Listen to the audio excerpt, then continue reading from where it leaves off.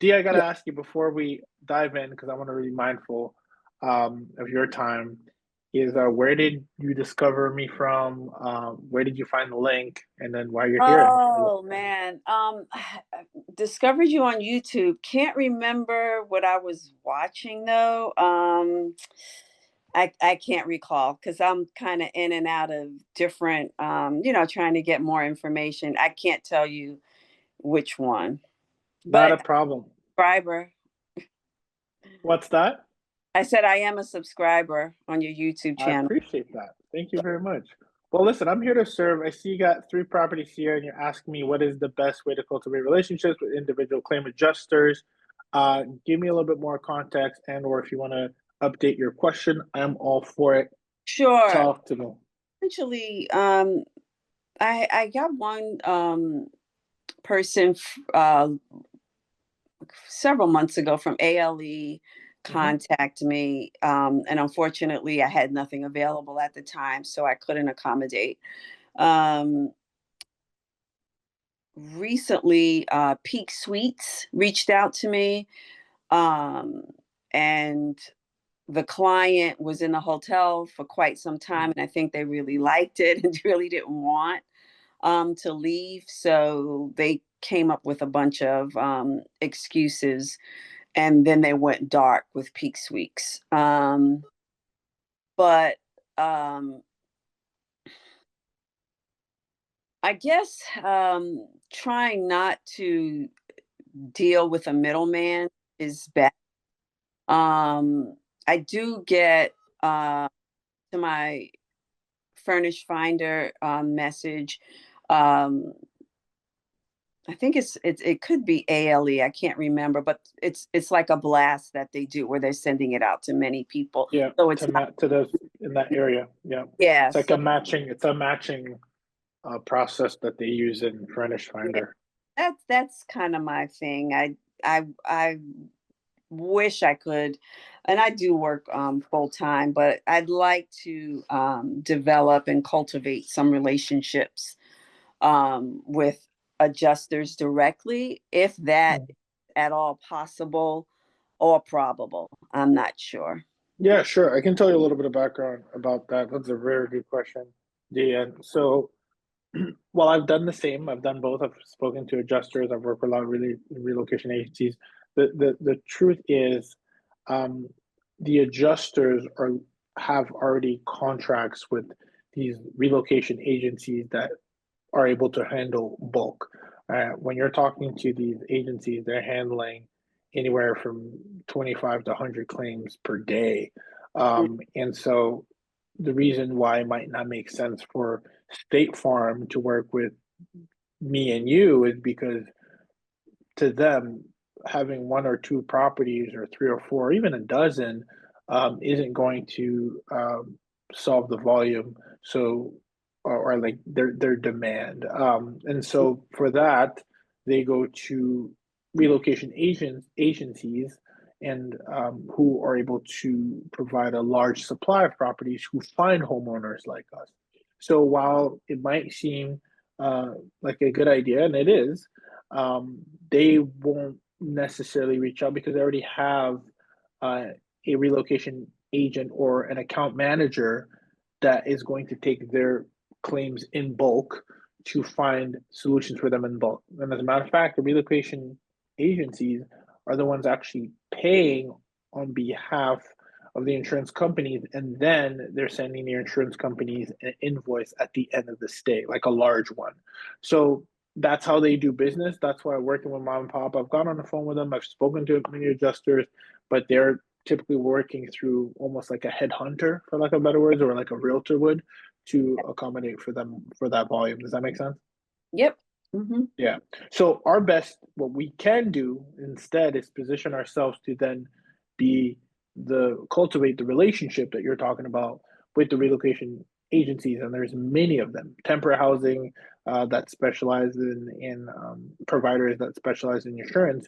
You want to partner with those. You said ALE Solutions. That's one of many. Yeah. And so my lowest hanging fruit for someone like you who's working full time is the highest and best use of your time is number one dropping all your properties in those databases. So there's ALE Solutions, there's CRS, there's Sedgwick, there's etc. One a good rule of thumb is you have a LinkedIn, Dana? I don't. Well, I do, but it's not active.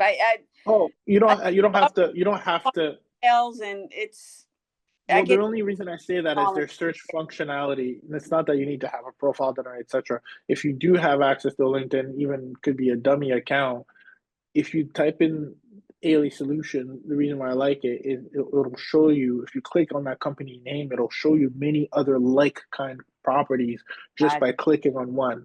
It has a nice kind of banner on the right hand side that says, if you like this company, you'll also like these other ones. And there'll be a bunch of names of relocation agencies because a lot of people are familiar with one of the largest ones, ALE, but there's a lot of smaller ones like you talked about, Peak Suites, right? I've never heard of them. I need to be in their database because maybe Peak Suites is looking for somewhere here in Georgia and I don't know that. So it's actually in your best interest to do that one time, and then the second step is to have your properties listed on Zillow Rental Manager. Are you familiar with that? yeah, I had it on there. And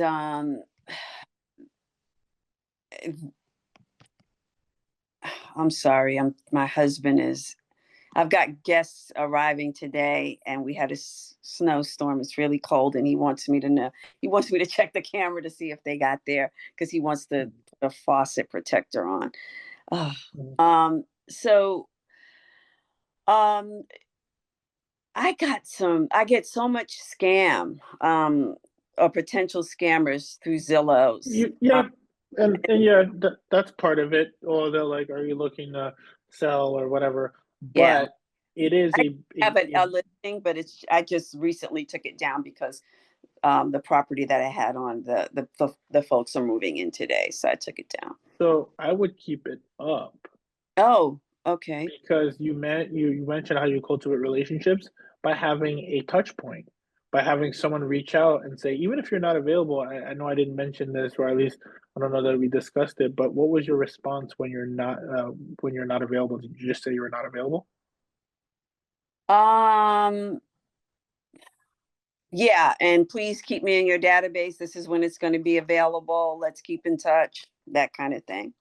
Yeah, which is fair. You know, and if you don't have a referral to give them, that's what you can do. Certainly, but the reason I always keep my listings on is for that contact. You might get someone, Mike from such and such state, and Yeah, because he reached out, and now you have a contact number in an email. That's how you also build your book of business. It's just capturing those leads, even when you're not available. I'm always focused on the contact, not always the contract, because the contact is going to bring me more contracts over time. And then you can even check in even when you're full. Obviously, it might seem a little counterintuitive, but you don't just want to hit somebody up when you need something, right? Like I just was on the phone with one of my relocation specialists where I didn't have anything to say. I just say, hey, you must be super busy with all these fires, right? What can I do to help you? Right. And then I told her I know a guy that has a lot of inventory in California, even if I don't have. So you're just being, it's like a relationship. You're being there not just when you need something, you're being right, there to be there. That's actually right, how you cultivate a relationship and say, hey, right. how can I help you? Resource, You know, right. resource. I have a realtor, by the way. You want me to make an intro? No, it's gonna be like, wow, D. You guys should keep D in mind. By the way, what area are you in, D? I'm in Richmond, Virginia. Cool. It might be like in the office they speak. By the way, really nice, individual I connected with. She's amazing. Reach out to Dana. She's been super helpful. And even when she doesn't have something, she finds a way to help. They'll talk around amongst themselves, right? And so they're small teams. I think that's the best thing you can do is always, keep your book, continue to build that book of business. Excuse me, through three B's. Try saying that three times fast. So yeah, I would encourage you to do that. And then, are you on air? I'm assuming it sounds like you said guest, so you're on Airbnb. Is that right? No, no. You're not. Oh, how Um, come? I've been really successful with Furnished Finders, so Okay, but you're talking about cultivating relationships. I'll tell you right now, Airbnb is one of the largest. Yeah. platforms when it comes to that. Even if you're not available, what I would do is you have three properties, it looks like. Yeah. Set up your three listings. If you don't want people to hit you up, constantly, just do a 30-day minimum for all three. Well, what happens, you'll get inquiries, and maybe that inquiry comes at the perfect time. But even if it doesn't, all we do is say, sorry, we're not available right now. But sometimes you might get a contact, or sometimes if it's really juicy and maybe someone's got 2 weeks left, guess what?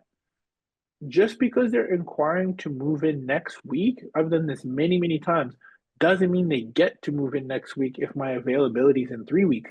I've had people move in after a month because they didn't have anything other that was available. So it's a really important that you're using these streams as ways to your point, cultivate these relationships and don't be so focused on the time of availability. If someone truly needs your property, they'll wait. They might think about in the grand scheme of things, someone looking to relocate for 6 months. If they can't move in this week, could they move in next week? Possibly, of course they can. They're at a hotel for the time being, and they've relocated their property that they found. So those are going to be the main key pillars that you really want to focus on. I think will be a game changer for you.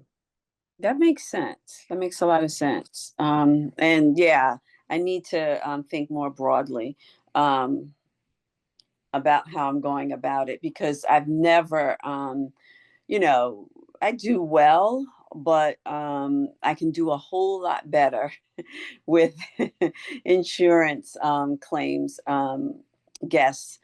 Uh, and I know my dad, he had a water situation in Durham, North Carolina, and Mm. they put him up in a hotel. And I think his project, his repair, restoration took, gosh, almost 3 months. And he stayed in a hotel. They never even offered him the opportunity to go to a listing or a home, a guest home or anything. So I thought that was a little strange, because it Well, definitely you cost. gotta ask for it if it's in his policy because it says right.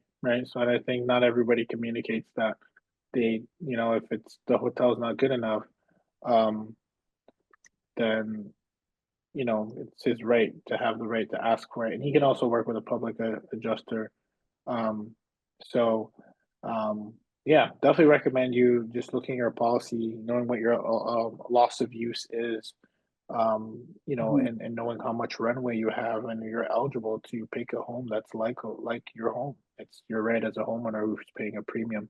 So, Yeah, I like, just oh, need yeah, to kind of hone in and focus. I'm just really, really busy. So, yeah, um, those things they don't have to take long. Like I said, databases. Go on LinkedIn, look at those companies, drop in the database. You only got to do it when Zillow. Keep your listings active. Always confirm that they're available, and set up your Airbnbs. You only got to do it once. Minimum stay of 30 days, and trust that you'll have more inquiries coming your way. okay, that sounds really good. Awesome, Appreciate it awesome. much for the Well, the pleasure was mine. Thanks for the message. I do have to jump on my mastermind where I teach other homeowners how to do this. If you ever want to be part of that, I can definitely. There should be some details there you can send. Okay. But otherwise, it was a pleasure to have you on here. Likewise, likewise. Thank you so much.